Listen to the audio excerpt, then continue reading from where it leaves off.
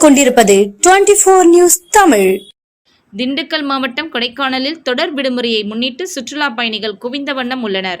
திண்டுக்கல் மாவட்டம் மலைகளின் இளவரசி என அழைக்கப்படும் கொடைக்கானலில் வாரந்தோறும் 100க்கும் மேற்பட்ட சுற்றுலா பயணிகள் வந்து செல்வது வழக்கம். இந்நிலையில் பக்ரீத் பண்டிகை மற்றும் தொடர் விடுமுறையை முன்னிட்டு சுற்றுலா தலமான கொடைக்கானலில் அதிக அளவு சுற்றுலா பயணிகள் குவிந்துள்ளனர். சுற்றுலா தலமான கொக்கஸ் வாக், நட்சத்திர ஏரி, Moir Point, Pillar Rock, Pine Forest, பசுமை பள்ளத்தாக்கு மற்றும் கொடைக்கானலில் உள்ள அனைத்து சுற்றுலா தலங்களிலும் பொதுமக்கள் குவிந்த வண்ணம் உள்ளது.